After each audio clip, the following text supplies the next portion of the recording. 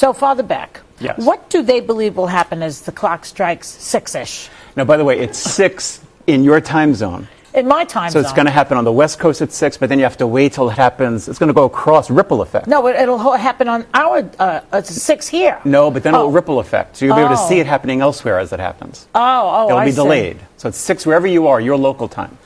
What he says is going to happen I is see. a big earthquake is going to happen, okay? Well, that happened already a couple of months ago. Yeah. Well, in this is going to be Japan. much bigger, though. Oh, This is gonna bigger be than This that. is a worldwide earthquake.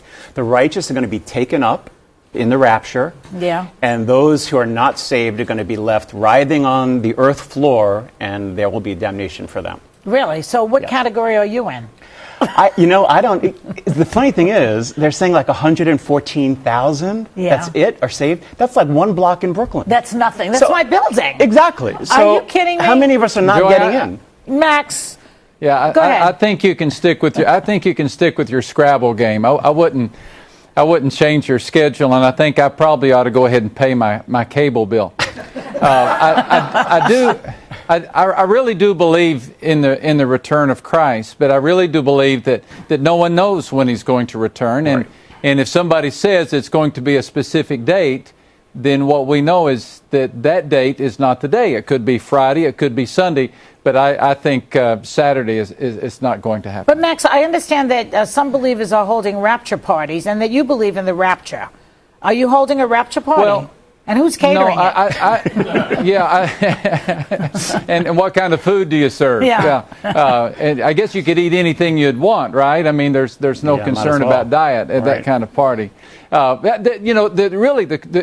From my perspective, the Christian posture is to live prepared. That I wouldn't change my lifestyle, or I wouldn't make any decisions based upon the day Christ is returning, because I would want to be ready anytime, and hopefully live in such a manner that when He would return, I wouldn't have to do any last-minute preparation for His coming. Well, Father Beck, why do you have to have Jesus return? Why do people say they want Jesus to return? The Christians do. Because there's a scriptural notion that there will be a second coming, and And He'll then come what'll back. happen? Well, the redemption of the world will have taken place then with the second coming of Christ. Everything will be complete in salvation history. So the idea is when He returns, we've come to a certain completion. Now, I see. how that will happen, when that will happen, as Max just said, the Bible says, you won't know the day nor the hour. So anyone who says they do is a false prophet. I And in the see. Old Testament, they stoned false prophets. Okay, the guy behind all of this rapture stuff and Yes. all this day of reckoning Harold and everything Camping. is a guy named Howard Camping, which he also predicted the end of the world in 1994. He was wrong then. He was wrong So then. why would we believe him now, Max? Well, I don't think we should believe him now. I don't. I don't think that. But people I'm do. A lot of concerned people, that when we. a lot of people, Max, have sold their houses. They're moving out. This is true. Yeah. I know. You know, in Italy, something happened. In Rome, they're moving out of Right. Rome and everything, preparing for this. Is this guy Howard and the rest of these people who believe this going to reimburse all these people? Hey, you know when what? they He's move out of their houses? 89. He's 89. Every day is almost his last day. So it's easy for him to say this. Exactly. Okay?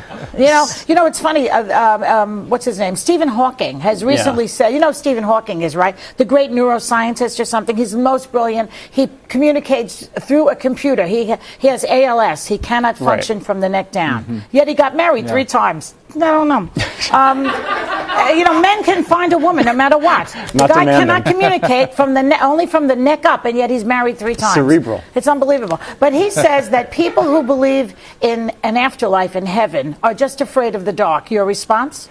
I think that that's Yeah. not true at all. And I think that you can easily believe in the afterlife and not have it based in fear. Because we want to know, I think, and live in the fact that we're going to live on. Our spirits will live on. I mean, I believe that about Yeah. people I love whom have died. I mean, Max, But I'm Max, sure do you you believe in a heaven with, like, you know, there are angels and floating people around, all that stuff? I really do. I really believe the Bible calls this the great day, and it's the great day in which Christ will will graduate from this life into the next. There's just too much suffering and pain in this world to think that this is all there is. And then when you place your belief in a resurrected Christ, His promise is that He will return, and that really this is just the first step in our eternal existence. Well, you know, I tell you what, I'm placing all my hope in that day. Okay. You know, this Stephen Hawking is 69 years old.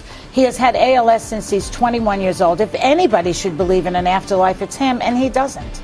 I know, and he Because has the that next right. life should be better for him than this one has been. That's true, but the value of this is you should live each day like it's your last. I mean, that's the takeaway here. Well, I agree with that. Well, Party then, down, baby. let's do it. Steak dinner tonight? Okay, we'll be back in a minute. You got it.